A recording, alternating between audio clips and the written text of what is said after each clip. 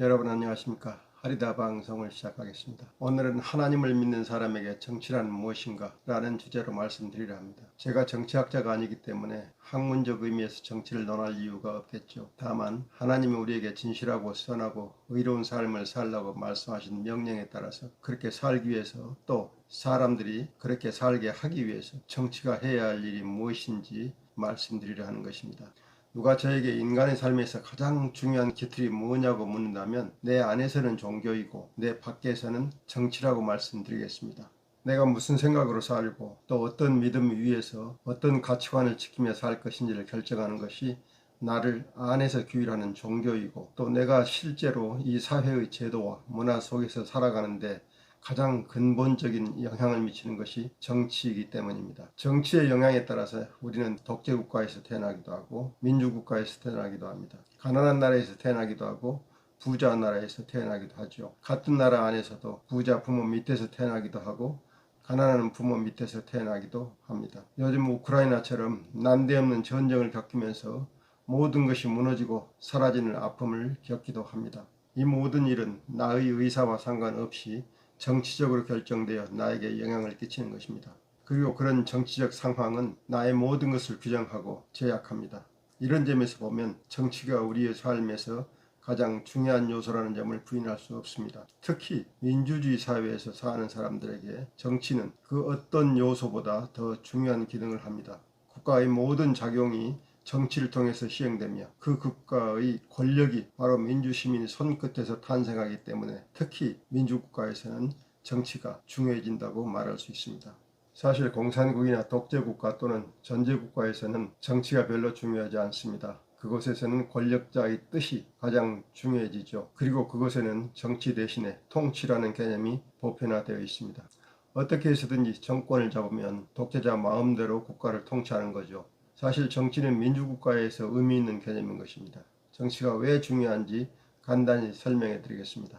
모든 사람은 자유롭게 생각하고 행동하는 것을 좋아합니다. 자기 생각을 누가 억압하거나 행동을 가로막으면 무척 불편해지죠. 자유롭게 살 수 있는 권리란 하나님이 주신 은혜이지만 누구나 누릴 수 있는 것은 아닙니다. 북한 같은 독재 국가에서 태어나면 자유가 무엇인지도 모르고 한평생을 살게 될 것입니다. 중국에서 태어나더라도 의례 국가가 개인의 자유를 통제하는 것을 당연히 여깁니다. 사우디아라비아나 이란 등지에서 태어난 사람도 종교가 국가를 통해서 개인의 자유를 통제하는 것을 숙명처럼 받아들입니다. 그리고 그들은 불행하지 않은 듯이 살아가겠죠. 이에 비해서 대한민국에서 태어난 사람은 무척 자유롭게 삶을 살아갈 수 있죠. 대한민국의 국민들이 이런 정치 제도와 사회 질서를 만들었기 때문입니다. K-pop, 한국 드라마 같은 것이 세계적으로 공감을 받고 있는 것은 한국인에게 자유로운 창의성이 보장되고 이를 자유롭게 표현하고 작품으로 만들어 발표하는 환경이 조성되어 있기 때문입니다. 이게 정치가 개인의 자유를 억압하지 못하게 만든 한국인의 오랜 노력의 결과물입니다. 개인의 자유가 보장되는 사회는 민주사회뿐이고 민주사회를 이루려면 정치가 그렇게 바뀌도록 해야 합니다. 한국 사회는 비록 절차적인 민주주의가 진행되었지만 민주주의가 집과 밥의 문제를 해결해 주지는 못합니다. 한 가족이 살만한 집이 없고 살 수 있는 만큼의 소득이 없다면 거기에서 누릴 수 있는 자유는 대단히 초라할 것입니다. 그래서 자유를 충분히 누릴 만큼의 재산이 필요합니다. 정치가 제대로 작동한다면 누구나 하고 싶은 일을 하면서 돈을 벌 수 있게 될 것이지만 정치가 제대로 작동하지 않는다면 부가 한쪽으로 쏠리는 문제가 생길 수 있습니다. 빈부격차가 확대되고 부자의 횡포가 일상화되며 정치 권력과 경제 권력이 가난한 사람들이 노동을 착취하는 일이 발생하게 될 것입니다. 그런 정치 아래에서 태어난 사람은 처음부터 가난하게 태어나고 그 가난을 평생 벗어나지 못하다가 자손에게까지 그 가난을 대물림하게 될 것입니다. 그리고 이런 일이 나에게 발생하지 않게 하려고 피나는 경쟁 속에서 살아남기 위한 발버둥을 치게 될 것입니다. 그러나 정치가 제자리를 찾아서 작동한다면 부자의 부가 부당하게 상속되는 것을 막고 빈부격차를 줄이는 방향으로 다양한 제도가 도입될 것이며 가난한 사람도 부자와 같은 선에서 경쟁할 수 있도록 공정한 수단을 마련할 것입니다.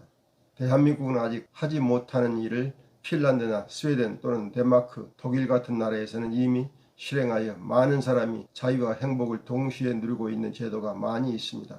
예를 들면 모든 사람이 공평하게 교육을 받을 수 있도록 유치원부터 대학교까지 수업료를 무료로 하면서 대학생들의 생활비까지 지원하는 나라도 있고, 실업자에게 직장을 얻을 때까지 넉넉한 자금을 지원해주는 나라도 있고, 노인들이 여성을 편안히 보낼 수 있도록 가전 편의시설을 갖추어 제공하는 나라도 있습니다. 이런 나라는 모두 한국보다 정치적으로 더 안정되고 국민들이 성숙한 민주의식을 갖춘 나라들입니다. 정치가 이런 일을 하도록 시민들이 정치인을 견제하고 감시하는 것이 바로 민주사회의 가장 큰 덕목입니다. 하나님께 기도해서 자신의 행복과 안위를 찾으려는 전근대적인 신앙은 이제 민주국가에서는 통하지 않는다는 점을 알아주셔야 합니다.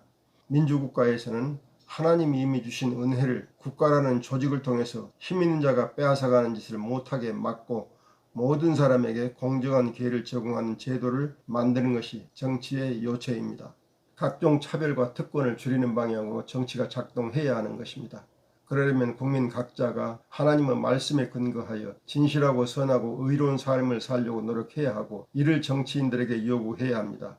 그래서 정치인들이 모든 사람이 행복하게 살 수 있는 낙원을 만드는 데 봉사하도록 해야 합니다. 여기에 하나님을 믿는 우리가 정치를 보는 눈을 가져야 하는 이유가 있습니다. 오늘 말씀 여기서 마치겠습니다. 끝까지 들어주신 여러분께 감사드립니다. 다음 주에 뵙겠습니다. 여러분 안녕히 계십시오.